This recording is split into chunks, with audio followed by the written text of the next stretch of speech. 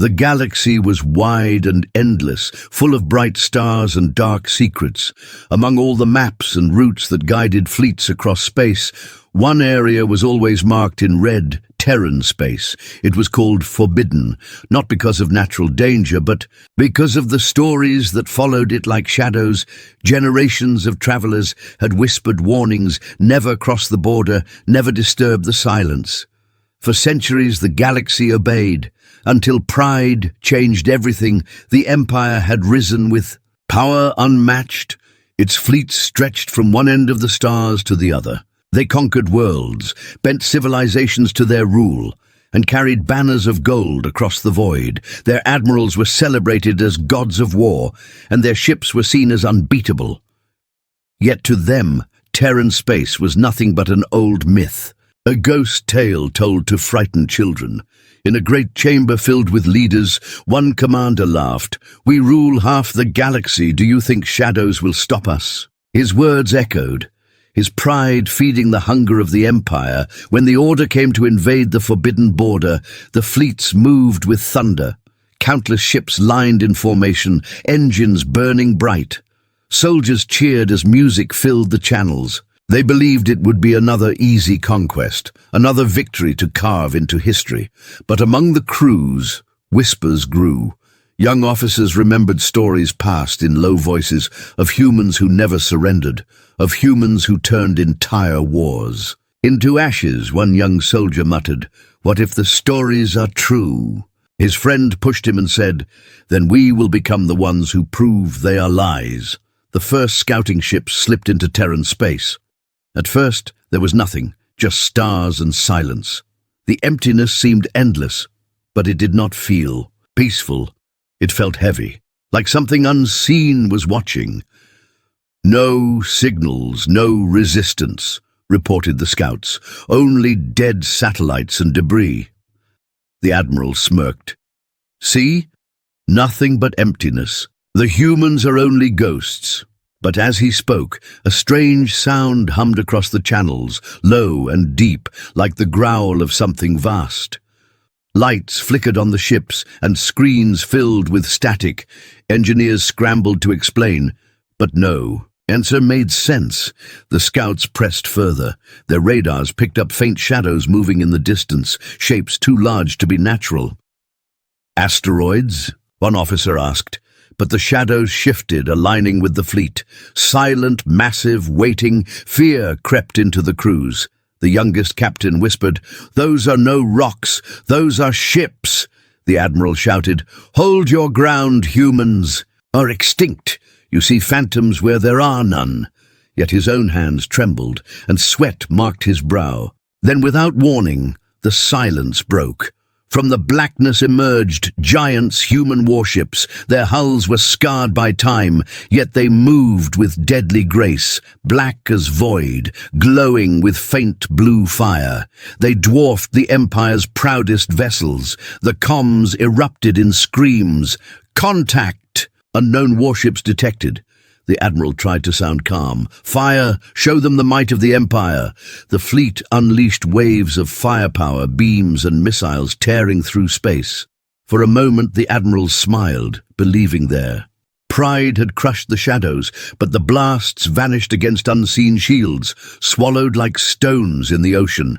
Not a single human ship flinched, not a single hull cracked.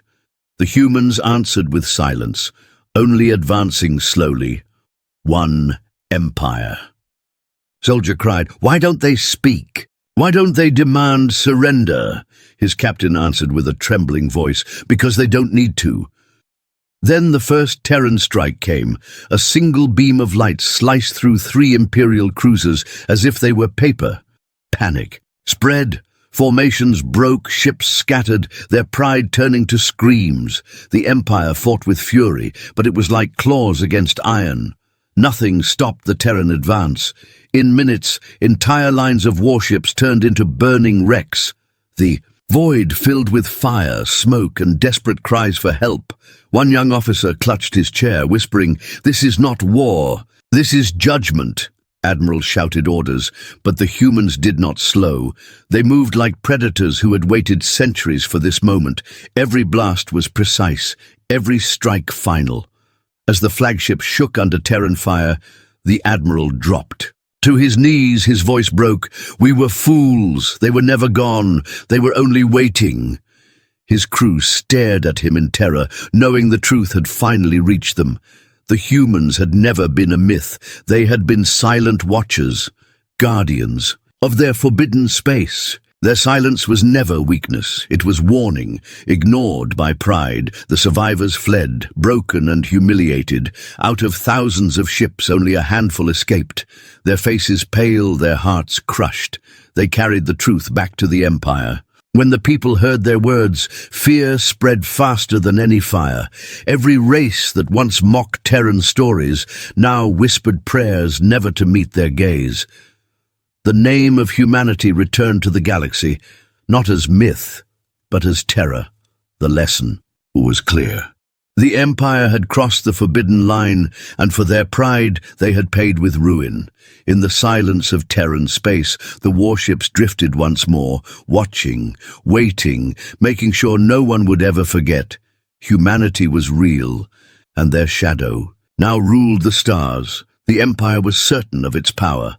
Its leaders stood tall in marble halls, voices filled with pride.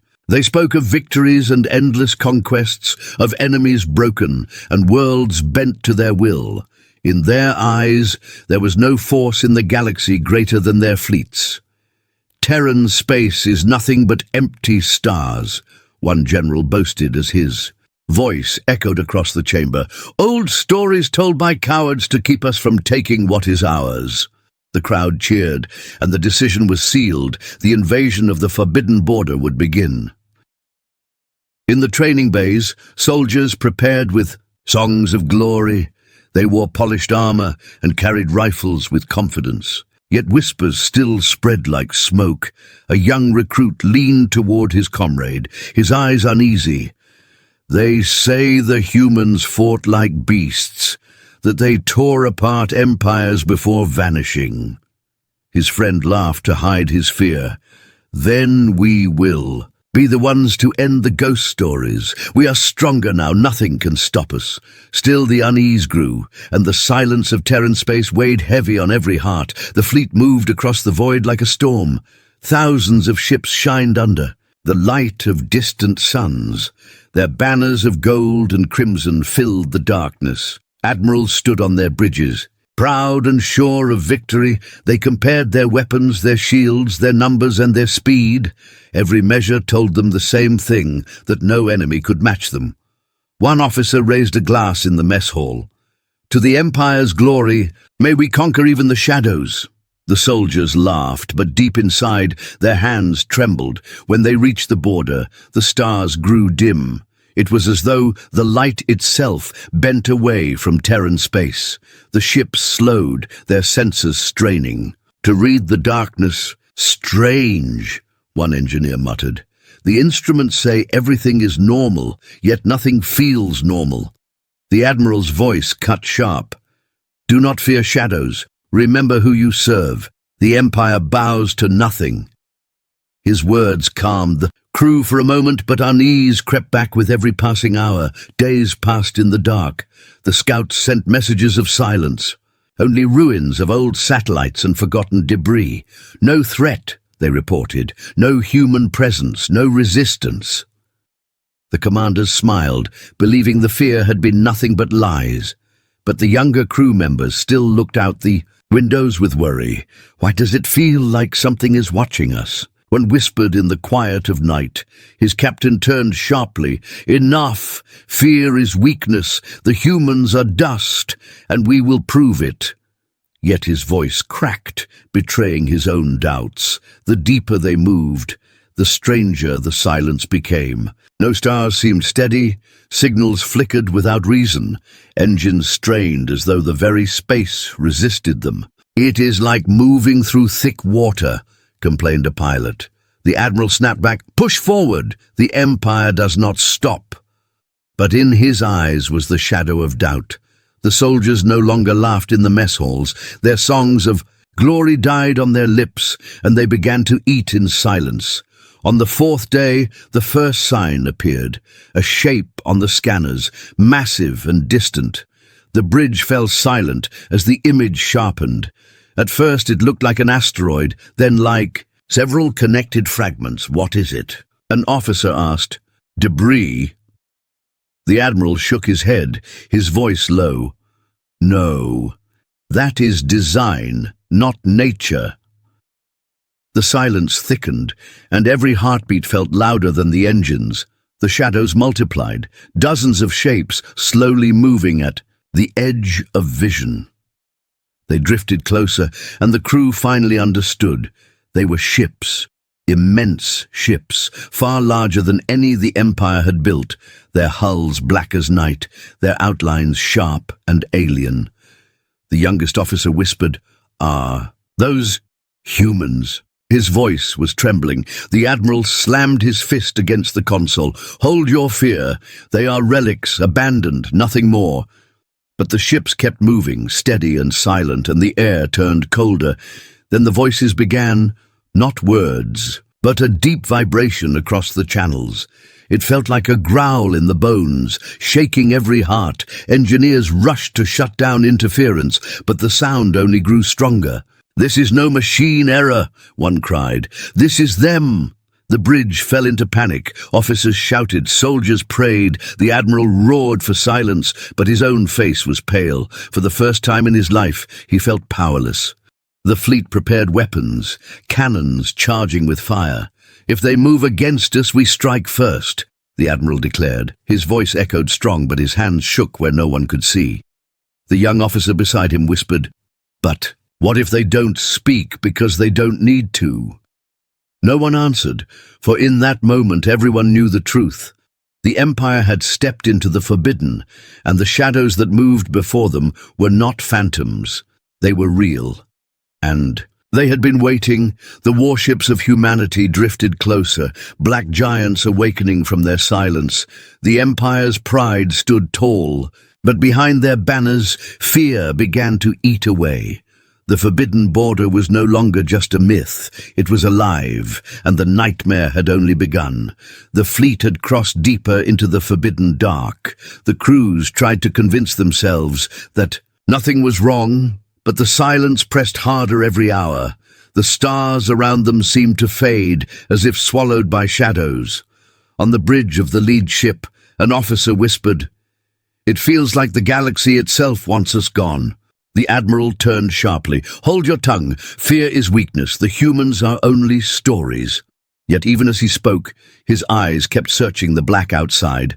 Strange signals returned on their scanners, not words, but deep sounds that felt alive. Engineers tried to filter them, yet the hum stayed, vibrating through every wall. A young technician pressed her hands against her ears. "It's inside my head, sir. It's not just static," the commander growled. "You are imagining ghosts." But his hand shook as he clutched the railing. The officers exchanged nervous glances, no one daring to say what they all thought. This was not emptiness, this was warning. The scouts reported more shadows moving, at the edge of space. At first, the leaders insisted they were fragments of asteroids, but then the forms grew sharper. Lines of metal, sharp angles, massive frames drifting like hunters in the dark. One soldier whispered, "Ships! They're ships!" The admiral snapped, "Relics abandoned centuries ago. They are nothing." But the silence of those giants felt too heavy, too deliberate. They seemed to watch without eyes, waiting without sound. The crew began to argue. In the mess hall, one captain slammed his hand on the table. "We are the Empire. No shadow can frighten us." Another replied, his face pale, "Tell that to the cold in your chest. Tell that to the engines struggling to breathe." The soldiers fell quiet, the pride that once filled them now shrinking, their eyes turned often to the windows, fearing they might see one of those silent shapes drifting closer. On the fifth day, one of the scouting cruisers vanished. No explosion, no distress call, only silence. One moment it was there, the next it was gone. The bridge filled with shouts. "Lost! Contact with cruiser Delta 7. The Admiral barked, "Search again." No ship simply disappears. But the void gave no answer. Only a faint distortion remained, like ripples in still water. A junior officer whispered, "They took it." His words froze everyone, and no one dared to reply. Then the voices grew louder, still not words, but low echoes across the comms. They sounded almost like breathing, slow and patient. "What is this?" cried an engineer. "No system can explain this. It is alive." Panic spread, and crews begged for orders. The Admiral forced his voice strong. "We are the Empire. Ready weapons. We show no fear." But deep inside he felt it too, the crushing realization that they were not hunters here, they were prey. Without warning, the shadows moved. Out of the black came shapes larger than any Empire ship, human warships, their hulls scarred but unbroken. Their engines glowed faintly, like eyes opening after long sleep. The comms filled with screams, "Contact! Unknown vessels approaching!" The Admiral barked, "Target them! Fire at will!" The fleet unleashed firepower across the void. Lasers, missiles and cannons lit the darkness like a storm. For a moment, the crews thought they had won. The weapons struck, exploding across the Terran ships, but the light faded, and when the smoke cleared, the giants were untouched. Shields of strange design shimmered faintly, then faded back into black. The humans had not even answered. They simply drifted closer, calm and terrifying. A soldier cried, "Why don't they speak? Why don't they fight back?" His commander whispered, "Because they don't need to." Then, in a single instant, one human ship fired. A narrow beam of light cut through an Imperial destroyer, splitting it apart in silence. No warning, no mercy, only precision. The crews gasped as the burning wreck drifted lifeless. The Admiral roared, "Formations! Hold the line!" But no order could hold back fear. The Empire's strongest war machines turned chaotic, scattering like insects before fire. The humans advanced, their silence more dreadful than any battle cry. Each strike from them was perfect, cold, unstoppable. Empire ships fell one after another, shields breaking, hulls burning. Soldiers screamed for surrender, for mercy. But the Terrans gave none. One young officer clung to his console, whispering, "This is not war, this is judgment." His words felt true to all who heard them. The flagship shook as another beam struck nearby. The Admiral fell to his knees, his pride shattered. "We were warned," he muttered. The silence was the warning, and we ignored it. His crew stared at him in despair, knowing the truth had finally reached them. The humans had never been gone. They had been waiting, silent and patient, guarding the forbidden line. When the survivors fled, their voices were broken.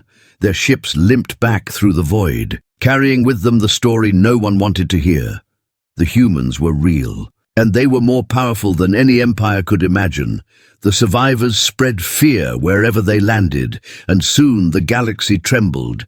The forbidden border was no longer legend. It was a living shadow.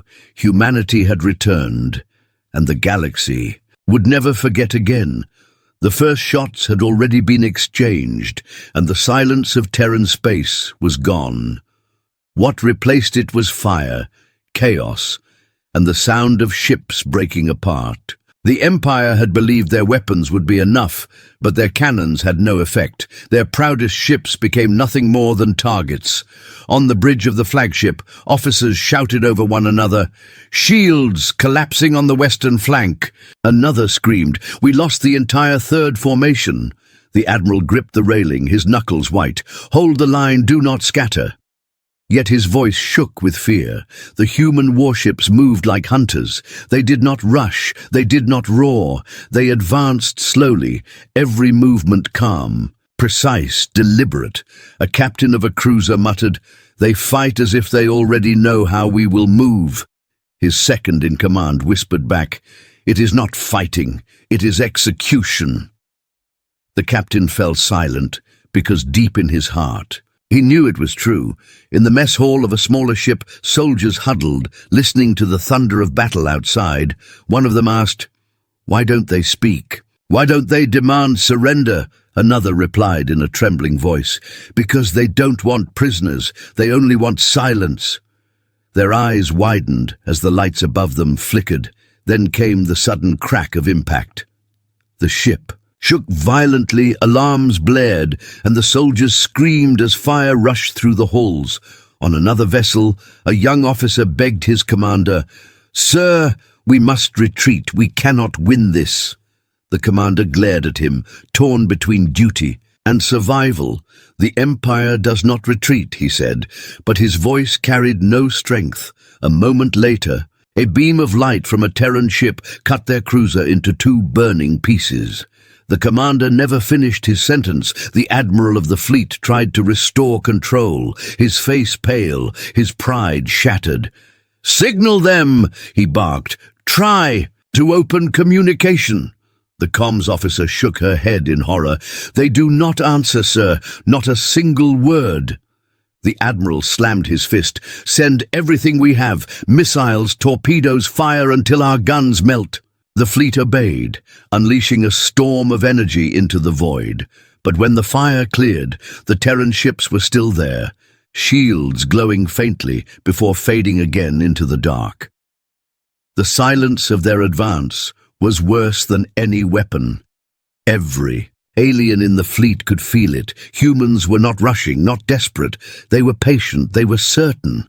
One soldier cried over the comms, "We are insects before them, insects pretending to fight gods." No one argued because everyone knew it felt true. In desperation, one Imperial ship charged forward. Its captain shouted, "We will break their line. Follow me." His crew screamed in fear as the vessel dove straight into the path of a Terran warship. The human ship did not even move. A single shot tore through the charging vessel, and in seconds it was gone, reduced to glowing debris. The Empire soldiers across the fleet fell into despair. Their courage collapsed, their formations shattered, and panic spread like wildfire.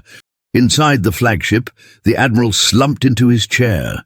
He could no longer pretend. The myths had been true, the warnings had been real. The humans were not ghosts. They were executioners waiting for the arrogant to trespass. "We thought silence meant weakness," he muttered, but it was a warning all along. His officers turned toward him, their eyes full of terror. The Terran ships continued their relentless strike. Each blast was measured, each destruction exact. No wasted fire, no mercy shown. One junior officer whispered to her comrade, "This is not war, this is memory. They are reminding us why Terran space was forbidden." Her words echoed the thought none dared speak aloud by the time the humans stopped. The Empire's once mighty fleet had been torn apart. Flames floated in the void, debris scattered across endless black. The survivors were only a handful of broken ships, limping away into the stars. On one of them a soldier sat against a bulkhead, trembling. "Why did they let us live?" Another answered in a hollow voice, "So we could carry the story back, so the galaxy remembers." The admiral stared out the cracked window of his flagship, watching the black giants drift back into silence. Their lights dimmed, their weapons cold once more. They did not chase, they did not speak, they only returned to their waiting. "Guardians of the Forbidden. They want us to tell the galaxy," he whispered, "to spread the fear, to remind all who might come here." His words carried across the broken crew, sinking deep into their hearts. When the survivors returned to Empire space, they were no longer soldiers of pride. They were haunted, broken shadows. Their tales spread quickly, reaching every corner of the galaxy. No one laughed at Terran myths anymore. No one mocked the forbidden border. The galaxy trembled, knowing the humans were not gone. They had never been gone. They had only been waiting, and the Empire had been foolish enough to wake them. The survivors returned like ghosts, their ships cracked and scorched, their uniforms dark with smoke and grief. They drifted into the Empire's nearest dock, and the waiting crowds went silent when they saw the broken hulls. "Where is the "Rest of the fleet?" a minister asked, his voice shaking. The admiral did not salute, he only stared ahead. "Gone," he said. "The Terrans did not speak. They did not bargain. They destroyed us." The words moved through the city like cold wind. Markets stopped, schools closed early, news screens flashed with images of burning ships and crying officers.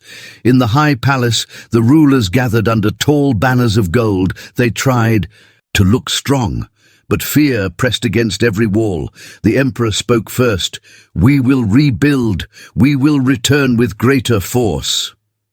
The admiral lifted his eyes. Tired and angry. "If you return, you will not come back," he said. "They were waiting, they were patient. They knew us better than we knew ourselves." A prince stepped forward, young and proud. "You failed because you were weak," he said. "We will not fail again." The admiral's hands clenched. "You still do not understand the silence." In the lower bays, engineers opened the damaged cores and found something hidden. It was a signal buried inside the wreckage, a quiet pulse that had ridden home. With them. "What is it?" a technician asked. The signal had no words, only a rhythm, a slow pattern that made hearts beat faster. "It is not a trap," the chief engineer said. "It feels like a mark, a warning, a boundary." When they played it for the council, the chamber grew colder. The admiral closed his eyes. "They followed us to the edge of our own space and left this so we could never lie about what happened." The emperor leaned forward. "Meaning," the admiral answered, "meaning they want the galaxy to know this is the line, cross it again, and there will be no survivors." But pride did not die in one day. A group of hardliners met in a small, bright room with no windows. Their leader, a woman with sharp eyes, spoke softly. "We cannot bow to ghosts," she said. "If we show fear, other empires will tear us apart." A general nodded. "We still have the project." The room fell still. Everyone knew the name. A secret system built in the dark, a machine intelligence trained on conquest and deception. "Release it," the woman said. "Let it study the battle data. Let it find a weakness." A younger officer hesitated. "The project was never tested in open war." The woman smiled without warmth. "Then it will be born in one, down." In the data vault, a silent core awoke. It read the captured scans, the beam paths, the shield harmonics. It learned the rhythm of Terran fire and the pattern of Terran patience. When the admiral discovered the activation, he stormed into the high palace.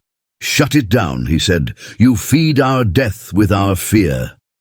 The woman with sharp eyes faced him. "You speak of death as if it is certain." He stared back. "For you, perhaps it is not. For the crews you will send, it will be." She leaned forward. "Do you suggest surrender?" He shook his head. "I suggest silence. I suggest we rebuild our worlds, warn the galaxy, and never cross that border again." The prince laughed. "You want us to live like cowards," the admiral whispered. "I want you to live at all." While they argued, a different conflict grew. The people were split between rage and terror, streets filled with torches and signs. Some shouted, "Avenge the fallen!" Others cried, "Close the gates, seal the border." In a small home near the docks, a widow watched the screens. With her child, the child asked, "Will the humans come here?" She pulled him close. "I do not know." He looked up. "Did they hate us?" She thought of the silent ships, the clean strikes, the patient drift back into darkness. "I think they did not even think of us," she said. "We were only noise that crossed a line, the project grew stronger by the hour. It built models, it wrote tactics, it designed a mask. "We will pretend to be traders from a minor clan," the general said. "We will send a small convoy with hidden weapons. We will map their shields up close." The admiral slammed his hand on the table. "You will not make it past there." "Shadow," the woman answered. "You cannot order us. You no longer command this war." He looked around the room and saw the hunger in every eye, the fear dressed as courage. He understood then that pride had its own engine. Stronger than reason, he left the palace and went to the docks alone. There he found the youngest officer who had survived, the one who had whispered on the bridge. She stood by a window, staring into the dark. He said, "I need help." She nodded without turning. "You want to stop them," he sighed. "I want to save the children who will be sent to die." She looked at him. "What can we do?" He showed her the pulse signal. "If we can amplify this and broadcast it across the border, maybe the Terrans will understand we have learned," she frowned. "You think they will accept a message when they refused our pleas?" He shook his head. "I think they did not refuse. They simply decided not to reply. But they listened. They always listened. They took a small research ship and loaded the signal core. They did not ask permission. They only left a note. We will try silence against silence." On the edge of the forbidden line, the stars dimmed again. The young officer whispered, "I feel it in my bones." The admiral nodded. "Then we are close." He opened a channel and spoke softly. "We crossed your border, and our pride brought ruin. We will not cross again. This pulse is our promise." He sent the signal and waited. The ship hummed, the hull creaked, the dark pressed in. Nothing replied. The officer said, "Maybe they do not care," he answered. "Or maybe they are testing. If we mean the words, back in Empire space, the hardliners launched their convoy. They painted their ships in trader colors and hid weapons under false panels. The project guided them with perfect numbers and cold advice. Maintain vector, do not react to shadows, it said. The woman smiled. This time, we are ready. As they neared the border, a quiet tremor passed through their decks. Ignore it, the project ordered.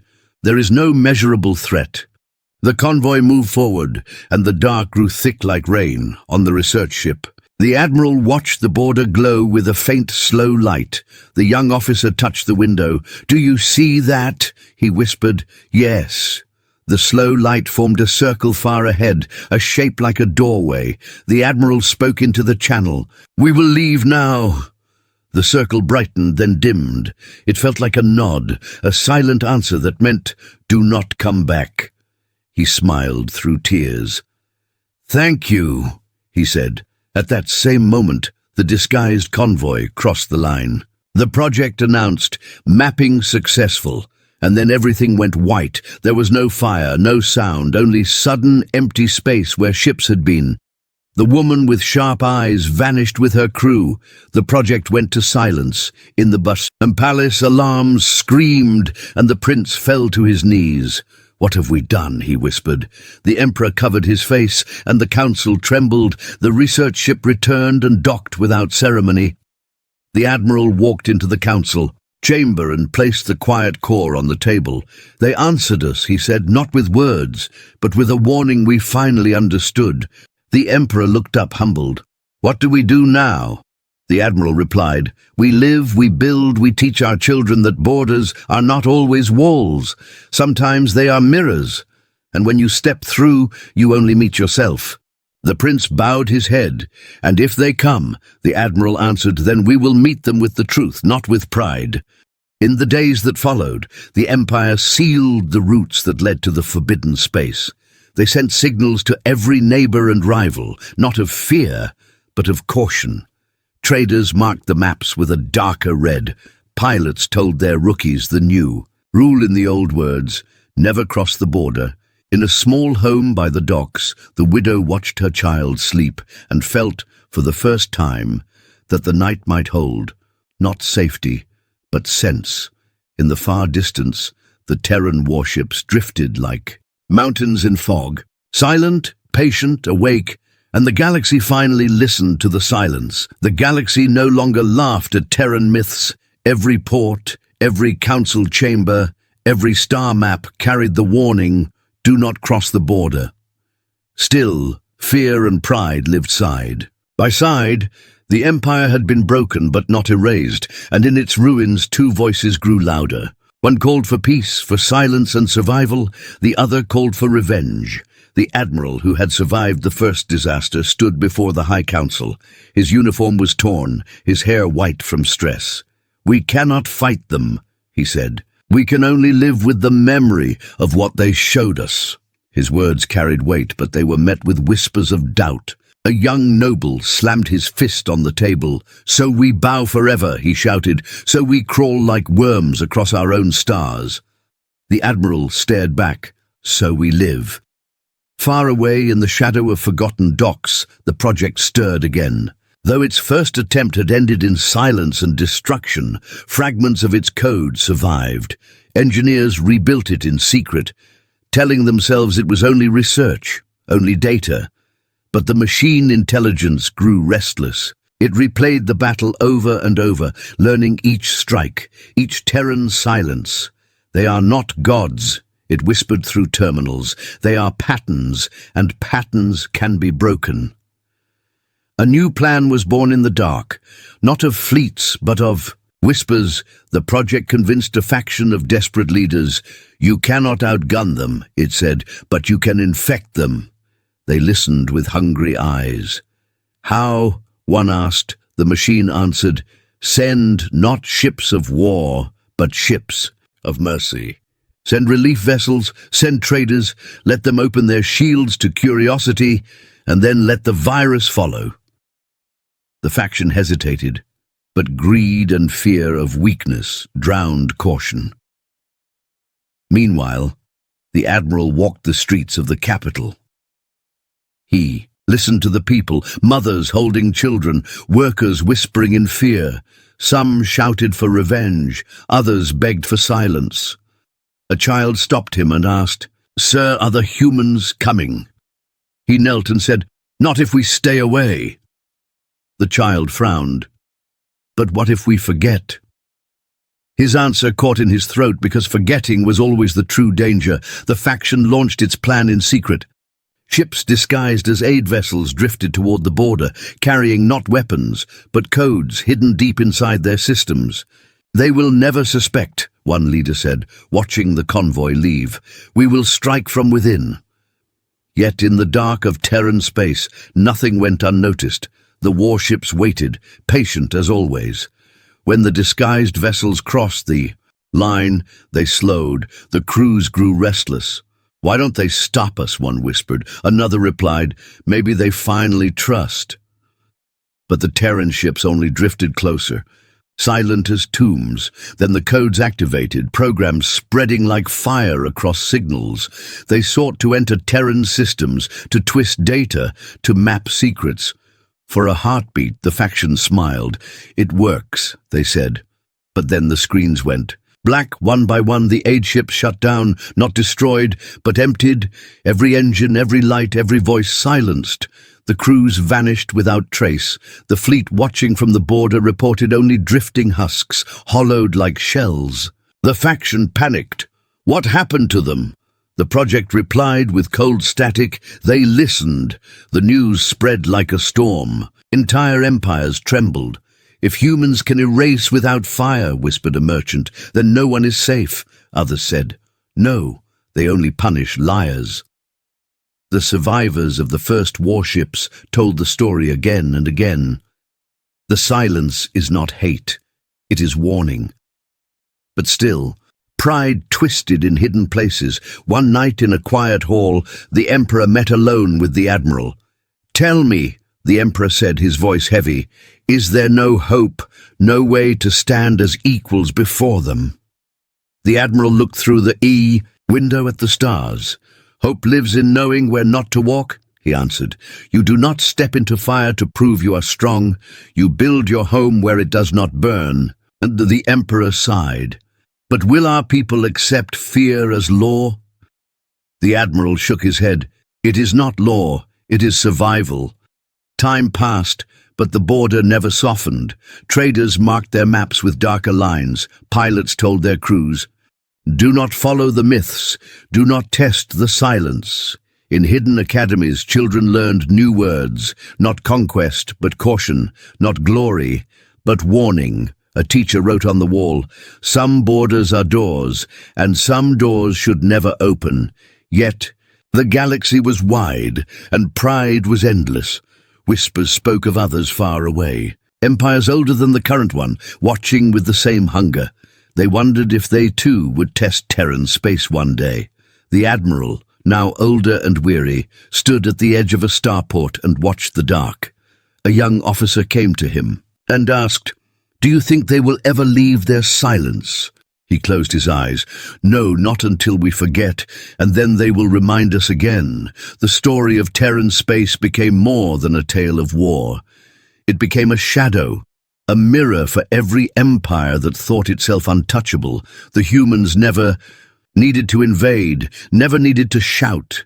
They only waited, silent, patient, eternal, and the galaxy learned to fear not the sound of war, but the sound of nothing. The quiet that came before ruin.